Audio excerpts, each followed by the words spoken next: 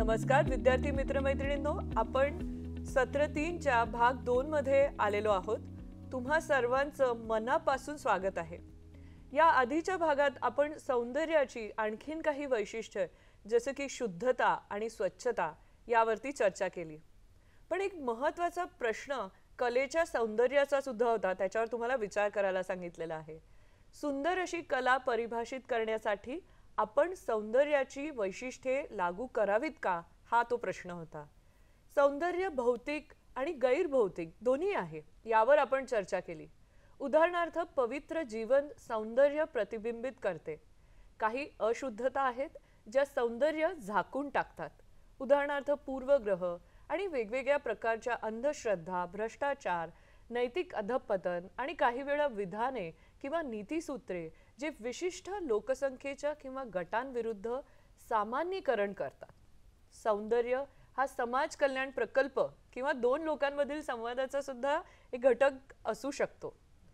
खरं तर आपण या विषयावर गेली 2 सत्र चर्चा करत आहोत। मला असं वाटतं की खरोखरच सौंदर्य आपल्या जीवनातील एक ध्रुव तारा असू शकतो, ज्यासाठी आपण आपले होकायंत्र खरोखर त्या दिशेने निर्देशित केले पाहिजे। सौंदर्य म्हणजे नक्की काय हे समजल्यास आपल्याला काय बरोबर आहे, काय चुकीचं आहे हे सुद्धा समजायला मदत होते। हा एक विचार करायला लावणारा नक्कीच विषय आहे ज्यावर आपण चर्चा करत आहोत। तर पराग सर पण आपल्या बरोबर आहेत या सत्रामध्ये। मी तुम्हाला विचारते, सौंदर्य याबाबत तुम्हाला काय वाटतंय? येस, धन्यवाद मॅडम। आणि असे पण घडते की आपण आंधळेपणाने इतरांचे अनुकरण करतो, ज्याचा मी थोड्या वेळापूर्वी उल्लेख केलेला होता। यामुळे देखील डोळ्यांवर एक प्रकारची झापड येते, कारण तुम्ही थोडा देखील विचार करत नाही। वस्तुस्थिती काय आहे, सत्य काय आहे हे शोधण्याचा प्रयत्न करत नाहीत। लोक काहीतरी फॉलो करत आहे, म्हणजे जे प्रचलित आहे, ज्याचा आजकाल ट्रेंड हा शब्द वापरला जातो, त्याप्रमाणे तुम्हीही जनसामान्यांसारखे बरोबर ते वाहत जात असतात। आणखी एक गोष्ट म्हणजे अविकसित चिकित्सक विचार आणि निरीक्षण क्षमता, हे खूप महत्त्वाचे आहे। जेव्हा आपण निरीक्षण करू लागतो, चिकित्सक विचार करू लागतो, तेव्हाच आपण आपल्या दैनंदिन जीवनामध्ये असलेले जे सौंदर्य आणि सुव्यवस्थेची वैशिष्ट्ये आपण ओळखू शकतो किंवा त्यांचे कौतुक करू शकतो। तर चिकित्सक विचारांचा अभाव सुद्धा डोळ्यावरती झापड घालणारा एक प्रकारचा पडदा आहे। त्यासोबत स्वागत न करणे आणि कदर न करणे यामुळे देखील एक प्रकारची झापड असते। इतर लोकांच्या विचारांच्या विविधतेबद्दल स्वागतार्ह दृष्टिकोन असावा, हे प्रत्येक सत्रात आतापर्यंत आपण चर्चा करत आलेलो आहोत। आणि दुसरे म्हणजे स्वार्थ। ज्या क्षणी स्वार्थ बळावतो, माणूस अहंकारी होतो, मी म्हणतो तेच खरे अशी अभिवृत्ती त्या व्यक्तीमध्ये ज्यावेळेस निर्माण होते, मग तो स्वतःच डोळ्यावरती पडदा टाकतो की मी जे काही बोलतोय तेच सत्य आहे, बाकी सगळे जे काही बोलताय त्याच्याशी मला काही देणं घेणं नाही। तर तो पुन्हा आणखी एक प्रकारचा जो पडदा आहे आणि जो सामान्य गैरसमज आहे तो स्वतःच्या नजरेसमोर तो तयार करतो। तर पडद्याचे हे एक आणखी एक उदाहरण आहे। खूपच छान। आपण आधीच्या भागामध्ये सुद्धा हे विविध पडदे आहेत त्याच्याबद्दल चर्चा करत होतो। तर खरोखर मनापासून मी तुम्हाला तुमच्या आभारी आहे। तुम्ही खरोखरच इतके वेगवेगळे पडदे समजावून सांगितले आहेत की आपण त्यांच्याबद्दल जागरूक असणं अत्यंत आवश्यक आहे आणि आपल्याला खरोखर त्यांच्यापासून मुक्त होण्याची आवश्यकता आहे। अक्षरशः आपण ते फाडून टाकले पाहिजेत। आता आपल्या स्वार्थी इच्छा आणि सांसारिक सुखांची आसक्ती, उदाहरणार्थ म्हणजे तुम्हाला असं सांगता येऊ शकतं की खाद्यपदार्थ, एखादी फॅशन असेल, मित्रमैत्रिणींसोबत फिरणं असेल, करमणूक असेल, अशा प्रकारचे सुख म्हणा, ते या पडद्याचा स्रोत होऊ शकतात का? तर हा एक प्रश्न आहे जो तुम्ही तुमच्या अध्ययन जोडीदाराशी आता चर्चा करावा असं मला वाटतं आहे। आणि मग तुम्ही तुमचे निष्कर्ष लिहायचे आहेत, कारण हे खूप आपल्या दैनंदिन जीवनाशी निगडित असा हा प्रश्न आहे। Great, wonderful. तुम्ही तुमची उत्तरं लिहिलेली असणार आहे। परागजी, मी तुम्हाला विनंती करते की तुम्हाला या प्रश्नाबद्दल तुमचं काय मत आहे? नक्कीच मॅडम, माझ्या अध्ययन जोडीदारासोबत चर्चा केल्यानंतर व्यक्तीच्या स्वार्थी इच्छा हे अडथळे ठरते या निष्कर्षापर्यंत आम्ही पोहोचलो का? तर कारण ज्या क्षणी माणूस स्वार्थी होतो त्या क्षणी त्याला सौंदर्य फक्त स्वतःच्या आवडीच्या गोष्टीमध्ये दिसायला सुरुवात होते। आणि कदाचित ज्या खऱ्या अर्थाने कदाचित सुंदरही नसतील. त्यामुळे या सर्व स्वार्थी इच्छांनी आपण आंधळे होतो एक प्रकारे, आणि आपले विचार, आपला स्वार्थ आपण बाजूला ठेवणे आपल्यासाठी कदाचित बऱ्याच वेळा ती खूप कठीण अशी गोष्ट होऊन जाते. खरंच आहे, खरंच आहे. खूप छान सांगितलं तुम्ही. इथे आझादी सर जे आमचे डिरेक्टर आहेत बहाई अकॅडमीचे, त्यांनी सांगितलेली एक गोष्ट मला आठवली, ज्यात म्हटलं होतं की आई जे झुरळ असतं, म्हणजे आई झुरळ आपल्या बाळ झुरळाला सांगतं की तू जगातील सर्वात सुंदर बाळ आहेस, त्यामुळे तुम्ही म्हटल्याप्रमाणे स्वतःच्या इच्छेशी आणि स्वतःच्या आवडीनिवडीशी ती आसक्ती असते. आपल्या झुरळाच्या बाळाशिवाय इतर कोणत्याही बाळामध्ये त्या झुरळाची जी आई असते त्याला सौंदर्य दिसत नाही. तर विद्यार्थी मित्रमैत्रिणींनो, मग आपल्याला विचार करायला हवा की असे काय आहे जे हे जे पडदे आहेत ज्याच्यावरती आपण चर्चा करत आहोत, ते पडदे अक्षरशः जाळून टाकू शकतात. जर हे पडदे असतील तर त्यांच्यापासून आपण आपली सुटका कशी करायची, जेणेकरून आपल्याला जे खरं सौंदर्य असेल ते आपण पाहू शकू. मग तुमचे निष्कर्ष आता तुम्हाला लिहायचे आहेत. तुमच्याकडे 1 मिनिटाचा वेळ आहे. असं काय आहे जे हे पडदे जाळून टाकू शकते आणि मग त्यानंतर आपण सौंदर्य पाहू शकतो.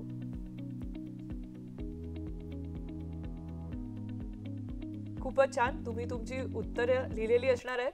तर विद्यार्थी मित्रमैत्रिणींनो, पुढे मला असं सांगायचं आहे की जर आपल्याला खरोखरच हे पडदे काढून टाकायचे असतील किंवा हे पडदे दूर करायचे असतील, तर आपण सर्वप्रथम आपली स्वतःची जी विचारसरणी आहे ती विचारसरणी कशी असायला हवी, तर मुक्त असायला हवी. आपण आपले मन खरोखर मोकळे ठेवले पाहिजे.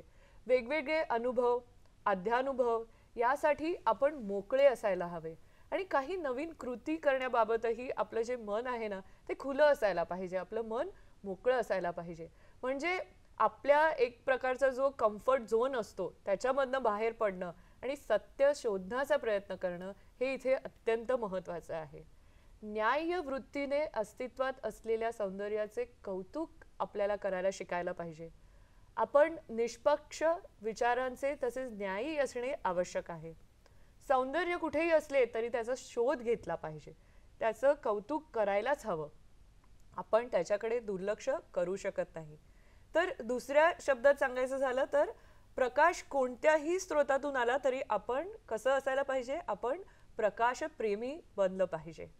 हे फार सुंदर एक वाक्प्रचार आहे आणि आपण प्रकाशाचे प्रियकर असायला हवे, स्रोत काहीही असो, असं हे वाक्य आहे. अगदी आपण खूप छान असं जे वाक्प्रचार सांगितलं आणि जी चर्चा झाली खूप छान होत चाललेली आहे.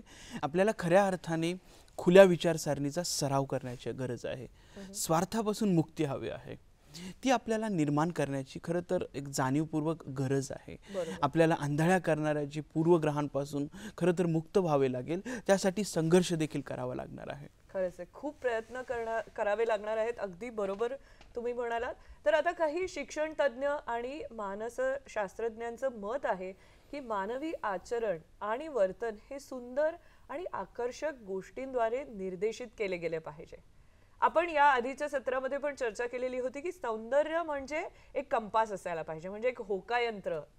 आणि उदाहरणार्थ म्हणजे मी सांगते तुम्हाला की सौंदर्य आणि नैतिकता एकत्र आल्या त्यानंतरचं जे वर्तनात काय दिसतं आपल्याला, तर निष्पक्षता दिसून येते. तुम्ही म्हटलं होतं की खुल्या विचारसरणीसाठी आपण निष्पक्ष असणं आवश्यक आहे. शिक्षणाने खरोखरच आपल्यात असलेल्या सौंदर्याप्रती आकर्षणाची ही जी शक्ती आहे ना ती खरोखरच जागृत केली पाहिजे, ती जोपासली पाहिजे आणि आपल्याला त्या दृष्टिकोनातून निर्देशित केलं पाहिजे. ही अशी गोष्ट आहे ज्याचा आपण सहसा कधी विचार करत नाही. आपण अभ्यासक्रम वेळेत पूर्ण करण्यासाठी खूप आपल्या मनामध्ये चिंता असते की अरे होतंय का नाही, आणि मग गुण मिळवणं याची आपल्याला इतकी काळजी असते आणि कशासाठी तेही आपल्याला खोलवर कधीच समजत नाही. मग शिक्षणामुळे सौंदर्याचं आकर्षण कसं जागृत होऊ शकतं ह्यावर विचार करायला हवा. पण शिक्षणाचा हा खूप वेगळा पैलू आहे ज्याचा विचार शिक्षणाच्या सुरुवातीच्या दिवसांपासूनच व्हायला पाहिजे. हे खरंच गरजेचं आहे. राष्ट्रीय शैक्षणिक धोरणातही सौंदर्याविषयक शिक्षण ही गरज म्हणून आता त्यांनी पुढे मांडलेली आहे. सौंदर्याचे आकर्षण माणसाला सुव्यवस्था, क्रम यासारख्या वैशिष्ट्यांचा शोध घेण्यास आणि त्यांच्याशी जुळवून घेण्यास प्रवृत्त करते. त्यामुळे आपण आपल्या जीवनात सुव्यवस्था ठेवू शकतो. आपल्या जीवनात सुव्यवस्था असेल, प्रत्येक गोष्टीत सामंजस्य असेल, समतोल असेल, सुसंगती असेल, तर त्याचा आपल्या शैक्षणिक कामगिरीवरही मोठा परिणाम होतो. त्यामुळे मला असं वाटतं की हे खरोखरच सुरुवातीच्या टप्प्यापासून आपल्या आयुष्यामध्ये सुरू झालं पाहिजे. काही महाविद्यालय, काही शाळा आहेत, काही नर्सरी आहेत, तिथे जर आपण गेलात तर तिथे खरोखर हे होतंय असं आपल्याला दिसतं. या संस्थांमधली मुलं इतकी सुसंस्कारी, त्यांच्या बोलण्यात, विचारसरणीत समतोल असतो, हे आपण बघू शकतो. ते सौंदर्याचं कौतुक करतात. अगदी लहान वयातच त्यांना जे सुंदर आहे त्याचे ते फोटो काढायला आवडतात ना, ते धावत पळत जाऊन त्याचे फोटो काढतात. हे आश्चर्यकारक आहे. अशा प्रकारचे शिक्षण दिले गेले तर माणसाला चित्रकलेच्या माध्यमातून, संगीतातून सौंदर्य निर्माण करण्यास प्रवृत्त केले जाईल, जे मानवी मनाला आनंद देणारे असते. त्यामुळे सौंदर्याविषयी शिक्षणाच्या माध्यमातून आपण स्वतःमध्ये आनंदी मुले, आनंदी तारुण्य निर्माण करतो आणि ते जोपासतो, हे महत्त्वाचं आहे. खरे पाहता सौंदर्यविषयक शिक्षणाकडे दुर्लक्ष करून केवळ तर्कशुद्ध विचारसरणीवर शिक्षण प्रक्रियेमध्ये लक्ष केंद्रित करावे असं नेहमी मानलं जातं की logical thinking is the best. पण दुर्दैवाने आता सध्या तेच घडतंय. पण ही एक मूलभूत चूक आहे, कारण यामुळे नैसर्गिक पद्धतीने आपण स्वातंत्र्याने सर्जनशीलतेनुसार जगण्यासाठी व्यक्तीमध्ये आंतरिक असा एक असमतोल निर्माण होतो आहे, हे लक्षात येत आहे. तर विद्यार्थी मित्रमैत्रिणींनो, तुम्ही उच्च शिक्षणाचा भाग आहात, तर आता तुमच्या अध्ययन जोडीदाराशी कल्पकतेने तुम्हाला चर्चा करायची आहे. महाविद्यालय आणि विद्यापीठीय शिक्षणात सौंदर्याची ओळख करून देण्यासाठी कोणते मार्ग उपलब्ध आहेत तुमच्या समोर? मग तुमच्या काही कल्पना मांडा. तुम्ही काय करू शकता? शिक्षण, सौंदर्य, सौंदर्याप्रती आकर्षण या पैलूंची ओळख महाविद्यालय आणि विद्यापीठात करून देण्यासाठी काय करता येईल ह्याच्यावरती विचार करा. मला खात्री आहे की तुम्हाला बरेच आश्चर्यकारक सर्जनशील असे मार्ग सापडतील, जे उच्च शिक्षणाचा आपला जो अनुभव आहे तो खूप अधिक वेगळा आणि सुंदर बनवतील. मग मी तुम्हाला 2 मिनिटांचा वेळ देते आहे आणि तुम्ही ह्याच्यावरती चर्चा करा.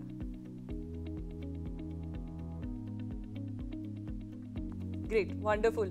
तर आता बघूया की तुमच्या सर्जनशीलतेमुळे तुम्हाला कोणत्या कोणत्या कल्पना, उत्तम अशा कल्पना सुचलेल्या आहेत, ज्यामुळे तुमच्या उच्च शिक्षणाचा जो अनुभव आहे त्याच्यामध्ये सौंदर्य येणार आहे. तर पराग सर, ऑफकोर्स मी तुम्हाला विचारते की तुम्ही तुमचे विचार मांडू शकाल का ह्याबाबत? धन्यवाद मॅडम, नक्कीच. तर मॅडम, ज्यावेळेस चर्चा केल्यानंतर असे लक्षात येते की उच्च शिक्षणात सौंदर्याविषयक शिक्षणाचा भाग आपण कसा रुजवू शकतो, अशा काही कल्पना आम्ही मांडल्या. आपण आधी सांगितल्याप्रमाणे सौंदर्याविषयक शिक्षणाला खरंच प्रोत्साहन देण्याची गरज आहे आणि ज्याचा उल्लेख हा नवीन शैक्षणिक धोरण 2020मध्ये करण्यात आलेला आहे. आणि या ठिकाणी हेही आवर्जून सांगावेसे वाटते की सौंदर्याविषयक शिक्षणाला काही श्रेयांक म्हणजे क्रेडिट्स असावेत. त्यामुळे विद्यार्थी जेव्हा काही सौंदर्याविषयक शिक्षणाचा अभ्यासक्रम पूर्ण करतील तेव्हा त्यांना 1 किंवा 2 क्रेडिट पॉईंट्स देखील मिळायला हवेत आणि ते त्यांच्या पदवी अभ्यासक्रमाचा देखील अविभाज्य भाग बनला पाहिजे. खरंच आहे, एक उत्तम उदाहरण तुम्ही सांगितलेलं आहे. अतिशय महत्त्वाचा हा मुद्दा आहे की त्याला क्रेडिट पॉईंट्स पण मिळाले पाहिजेत. आणखीन काही सांगू शकाल का? मग आता आणखी एक महत्त्वाचा जो मार्ग आहे तो म्हणजे वर्गातील वातावरण सुंदर ठेवण्याची जबाबदारी उच्च शिक्षण संस्थेतील सर्व घटकांची आहे. खरंच आहे. मी पाहिलेल्या काही वर्गखोल्या मला आजही आठवतात की तिथे सुंदर चित्रे आहे.